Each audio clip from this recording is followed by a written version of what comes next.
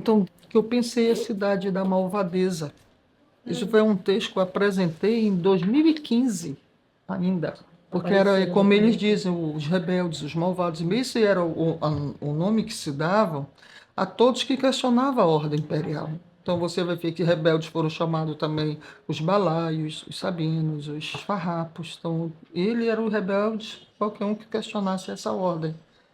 E aí eu vejo essa cidade ainda lá, que é fruto do trabalho tanto da minha dissertação, que eu queria saber qual é o chão que estava sendo pisado por esses cabanos. Essa cidade, com quantas ruas, quantas avenidas, quantos de largos, os finais da cidade, iam mais ou menos ali onde é a Praça da República. Ficava, e ali já era o terceiro distrito, que era o distrito da Trindade. Então, depois eu penso essa cidade da malvadeza, né? Ou de matar bicudos. Por que matar bicudos? Porque eu encontrei um documento que é de 1949 e é um tapuio.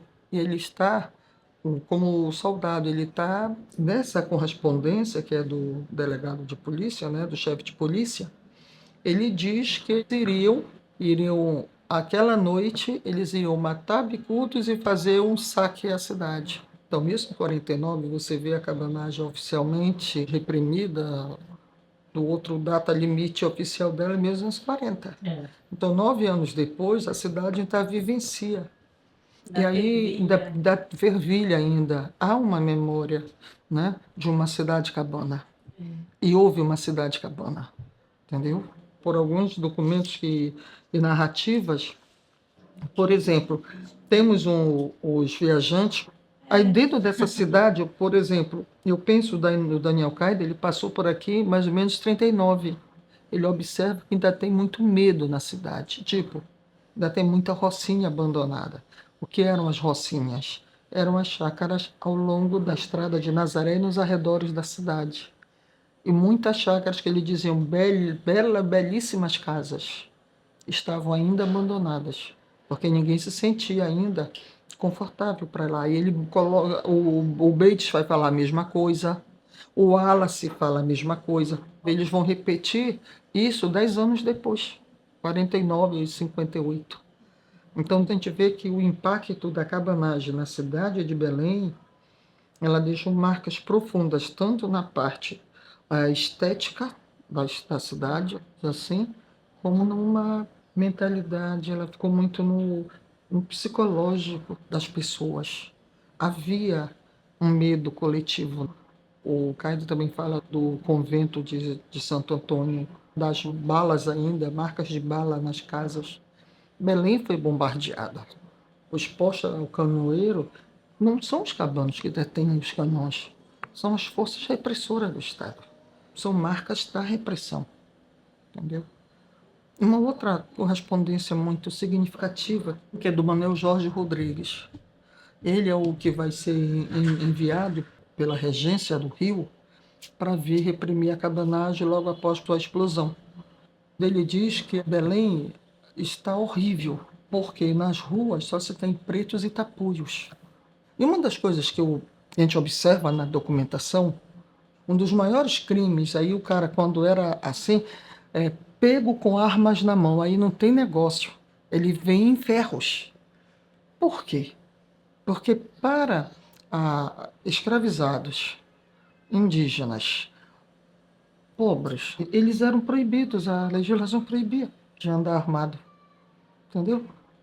Então, dentro disso, o que é que a gente vê? Essa mudança da postura. Por isso que eu digo que teve uma cidade cabana. A postura desses que andavam na rede de serviços, carregando balaios, potes, barris de água, sabe? Agora eles andam carregando armas. Aí mora o perigo, entendeu? Então essa cidade ela subverte profundamente os códigos, principalmente de controle e de segurança dessa sociedade imperial. Então, por isso que eu digo que será que é uma cidade, da perspectiva do Estado imperial, é uma cidade da malvadeza, mas de uma perspectiva decolonial, da perspectiva dos cabanos, é uma cidade insurreta, é uma cidade insurgente, é uma cidade que está, de fato, querendo respirar a liberdade. E o saque, como ele diz, ele não é aleatório, ele é bem seletivo. Não é à toa que as ruas que estão mais degradadas seria a Rua da Cadeia, que os cabanos abriram todas as celas, não ficou nenhum preso, e a Rua da Praia, que era onde também se concentrava o comércio. Então tem uma passagem que ele coloca, esse Manuel Jorge Rodrigues, que ele diz que um comerciante foi até a casa dele para ver se conseguia tirar mais algumas coisas, e ele encontrou um cafuso. E o cafuso disse que aquela casa coube a ele. Na divisão, coube a ele. Então, que ele entrasse, pegasse o que ele quisesse, mas a casa agora era dele. Então, por isso que eu digo, é uma cidade, não da malvadeza, sabe? Uma cidade e na esperança de uma luta armada eles conseguissem principalmente a liberdade. E dentro disso a gente vê 1830, nessa mesma cidade, trabalhando à noite, uma preta que garantia a sua subsistência e da sua mãe com a venda de peixe frito. Então a gente já vê uma família solo, feminina, né, chefiada por mulheres. Então são esses meandros dessa documentação que a gente consegue espremer um pouco e tirar o sumo, entendeu? Desse esquadrinhamento social que a gente tem dessa cidade, dessa Belém, entendeu? A Maria Rosa, por exemplo, quebra todos os padrões de comportamento e moralidade esperado para as mulheres. Porque Maria Rosa está acostumada a beber, e a bebida que ela tomava, com certeza, era aguardente. Era a nossa boa e velha cachaça. Entendeu? Ora, tomar aguardente, tomar cachaça. Né? Como ele diz, fazendo montim. Então, as reuniões com mais outras pessoas das camadas populares passaram a ser criminalizadas. E aqui no documento, assinado pelo presidente da província, o Andréas, destinado ao juiz de paz do 2º distrito. É para ele pegar, ele remeto à disposição de Vossa Senhoria Maria Rosa, que foi presa por uma patrulha rondante por estar embriagada. Imagina uma mulher decente, como ele dizia, embriagada, né? Fazendo montim e ser notório que esta mulher é uma das vadias. Vadias da onde? Da Rua da Madragoa. Qual é a Rua da Madragoa dentro desse espaço urbano? Que é próximo ao porto. Ele é próximo à questão de outros igarapés que estão acesso à cidade. A Rua da Madragoa é hoje, é a Aristide Lobo, que corta também o reduto. Então aí você tem a proximidade pela Presidente Vargas, próximo ao porto. Ali onde era, a gente sabe que é a Caxias de França e Conquista o Rio, né? Ali tudo era praia. O porto era ali no final da escadinha, como a gente chama, para o ferro-piso. Aquela área ali, quando atracavam os navios, muitos marinheiros iam cair nessa região do prostíbulo, entendeu? Da cachaça, dos botecos. E tinha muita arruaça. Eu encontrei, inclusive, muitos marinheiros presos nessa área, que era para poder cruzar, fazer o exercício né, do nosso ofício, do historiador, da historiadora, no meu caso, do cruzamento de fontes. Então, a Maria Rosa, ela estava numa área extremamente boêmia, extremamente cheia de vida, mas uma vida que não condizia com o que se chamava, né, de boas maneiras, de bom comportamento, enfim. Não era bem o perfil, né, da Maria Rosa, não se enquadrava no que eles queriam. Esse documento é de 1838. Então é quando a cidade já estaria no momento de paz, sossegada, ordeira. Pero existe uma Maria Rosa. Quando eu comecei essa pesquisa, eu queria primeiramente ver quem eram os cabanos. Mas aí, quando eu trabalhei com a relação de rebeldes presos da Corveia da Defensora, a Corveia da Defensora era uma das prisões mais temidas. Era onde congregavam os maiores números de prisioneiros da cabanagem. Então ele pede uma relação para os comandantes da corveta, entendeu? Você vê quem era o período que estavam lá, quantos morreram, tudo mais. Então essas anotações tinham de entrada e saída.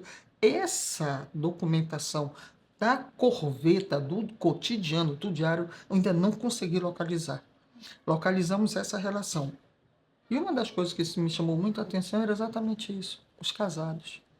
Um alto índice de homens casados envolvidos na cabanagem. Se estavam casados, onde estavam as mulheres. Aí, quando eu encontrei o primeiro documento, foi uma festa, porque eu conciliei os dois, né? As mulheres fazendo a farinha no meio da mata e elas são presas. Mas eu acho que a questão da prisão foi muito mais por causa da farinha que elas estavam fazendo. Eles suspeitaram que a farinha que elas estavam fazendo seria para os cabanos. Então eles dizem, ainda mais pela condição delas. Então, que condição é essa? Ora, com certeza, claro, pobres no meio da mata fazendo farinha e mestiças. Poderiam ser o quê? Pretas, mulata, cafusa, são as denominações coevas que a gente tem daquelas sociedades, como se fiam, né? E aí a gente fica pensando, o fato é que essas mulheres foram presas e a farinha toda apreendida. Aí depois eu encontrei outros documentos que foram me dando condições de pensar a participação dessas mulheres. Como que elas se enganjaram na cabanagem, nessa revolução, sim. Pegaram em armas, e aí eu começo a encontrar documentos no qual eu começo a pensar, né, esse envolvimento das mulheres.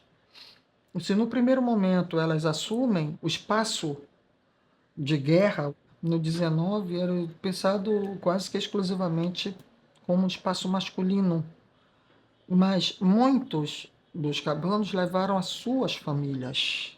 As famílias foram engajadas. Eu encontrei muita documentação de homens se apresentando depois com suas famílias, com mulheres e filhos, entendeu? Daí você vê que muitas das vezes eles não deixaram não a família para trás. E quando deixaram, uma das primeiras formas de participação dessas mulheres é assumir a família na ausência, uma vez que a mão de obra masculina está sendo requisitada pela questão da cabanagem, pelos conflitos armados, ou então pela questão de um recrutamento forçado que era extremamente odiado. E você vê as mulheres tendo que assumir a família, assumir fazendo farinha também, entendeu? Então, esse documento foi bem significativo, assim como eu encontrei também as mulheres escondendo armas. Eram guarida cabanos. Eu encontrei documentos que falam das mulheres participando enquanto espiãs. E uma das mais conhecidas, né? Inclusive o Andrés diz, vai daqui, vai embora. Foi para Maria Amália, que era amante do presidente que foi morto, do Lobo de Souza, entendeu? E o Andrés a coloca como sendo uma das maiores e mais perigosas mulheres que havia na província. Então ela diz, eu vou deixar ela partir com os seus escravos e o que ela quiser levar, mas que ela saia daqui. A Dona Bárbara Prestes, eu encontrei o primeiro documento dela na Biblioteca Nacional no Rio de Janeiro, num códice que são correspondências particulares do presidente da província, Manuel Jorge Rodrigues. Isso da perspectiva do Estado Imperial. E ela me chamou muita atenção pela ousadia. Em que sentido? Quando ele vem para cá, nós já estamos no segundo governo Cabana, no governo do Francisco Vinagre. Quando o Vinagre entrega o governo para o Manuel Jorge Rodrigues, os cabanos se retiram da cidade, mas vão arregimentando forças. Então, é num contexto da segunda tomada que aparece a Dona Bárbara, viúva do primeiro tenente da Armada, Alexandre Rodrigues. O Francisco Vinagre, nessa altura, já está preso. E foi um dos líderes, sem dúvida alguma, né? Afinal, foi aclamado presidente. Então, nesse momento, nada mais justo do que ele ser preso. Foi o que o Manuel Jorge Rodrigues fez. Só que ele prendeu nessa fragata campista. E a dona Bárbara estaria, como muitos, e pela documentação que você tem, o Raiol fala muito nisso também, houve uma fuga em massa da cidade para se refugiarem nos navios que o Estado Imperial colocou à disposição, além daqueles que bombardearam Belém. Então, viúva de um militar, primeiro-tenente de uma armada, quem iria desconfiar de uma mulher dessa? Dizendo que está fugindo dos cabanos. Só que ela não se refugia em qualquer dos navios que estavam ancorados frente a Belém.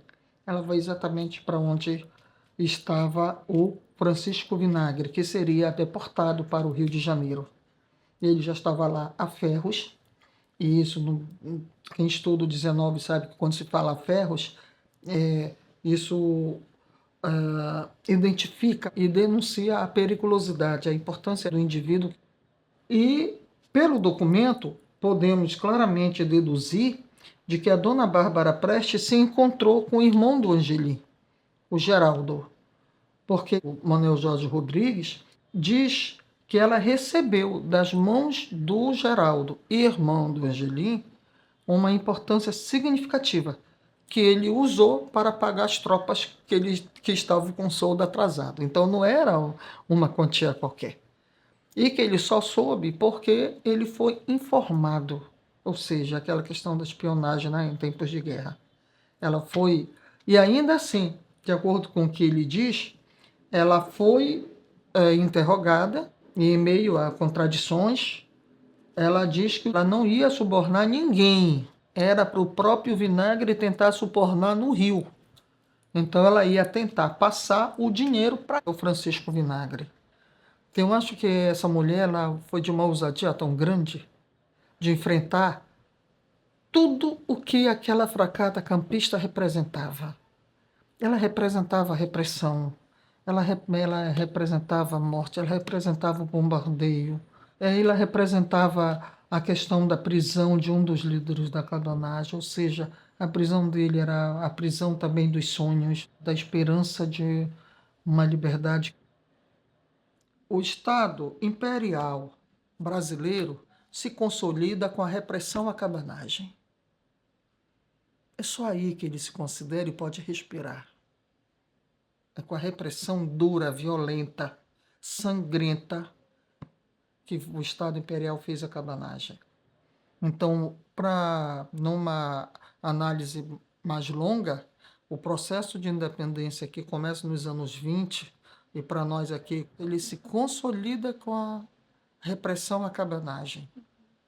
Aí sim, aí você vê toda uma tentativa de apagamento da memória desse movimento, mas um apagamento, inclusive, também físico dessa cidade cabana, que pretos e tapuios não andassem mais armados nessa cidade, que ela não queimasse mais com as chamas da esperança, da liberdade. Aí você vê como a gente tem uma série tipo mudança de nomes de ruas, onde o Angelim morava, se muda-se o nome, começa a ser embelezamento. Mas aí você vê, por exemplo, que se manda fazer certas obras emergenciais. O porto é uma delas. Mas você vê muitas obras na cidade, como tentando já apagar. Aí a cidade de Belém passa a ser ordeira. Então, nesse sentido, a gente tem que esquadrinhar hoje para ver as cabanagens. Sim, elas se constituíram, aconteceram.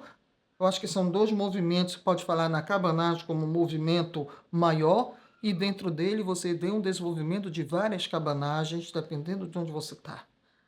E aí, Belém, dentro dessas cabanagens, é sufocada por causa do abastecimento. E quando ela tem, ela resiste, ela luta, ela está firme. Então, dentro disso, essa cidade cabana do Angelim, ele herda, ela consome tudo. Mas a cabanagem nos rios e nas matas, essas estão firmes e fortes. Esses cabanos que estão nos rios e nas matas, eles sustentam essa guerra porque eles sabem de onde tirar, inclusive o açaí. E aí eu já vejo O pregão do açaí é o Abel Alemã, que é um viajante. Ele vem para cá em 1859. E é ele que faz o relato do pregão do açaí. Que quando você está no mormaço do meio-dia, no silêncio, você ouve o pregão. Geralmente, ele coloca mulher preta ou parda gritando e fazendo seu pregão, açaí, açaí. Aí quando você corre, ela lhe apresenta uma panela e dentro ele diz que é tipo um vinho de uva. Entendeu? Ou seja, o açaí, mas não é o açaí, nesse ponto o açaí ainda não está entre as elites. É uma alimentação assim bem popular mesmo, uma das camadas populares. Quem sabe onde tem, onde não tem, mas no momento do cerco tinha que esperar o açaí dar de um ano para o outro, porque o que tinha já tinha sido consumido. Então, por incrível que pareça, Belém foi também sufocada pela fome, não só pelas balas, mas também pela fome. Né? É essa Belém que eu fico vendo, tem pretos e tapuios com armas na mão nas ruas da cidade. Essa cidade existiu. Rua da Praia, Rua do Comércio, sabe? O Forte do Castelo, foi o Fortinho de São Pedro Nolasco, o Arsenal de Marinha, eles caíram na mão dos cabanos. Os cabanos ordenaram esta cidade. Durante um ano, mais ou menos intermitentemente, ainda hoje, é o momento em que efetivamente poderemos falar assim, em povo multifacetado, plural, diverso, né? Não só etnicamente, mas nos seus sonhos, eles pegaram essa Belém. Por isso que quando se encontra um outro documento de uma prisão de um pai que viu os filhos aí para o lado do Rio Guamá, o agente, né, que faz o registro, que esse registro está nessa relação de rebeldes presos da Corvida Defensora, ele diz que o velho, ele só não deu um jeito nele por causa do que já é o decrépito e doente, mas ele vivia repetindo de que o tempo cabanal há de tornar e ele será vingado. Então esse tempo cabanal aconteceu, ele não foi ficção não, ele esteve presente. Essa Belém, em algum momento, ela foi cabana.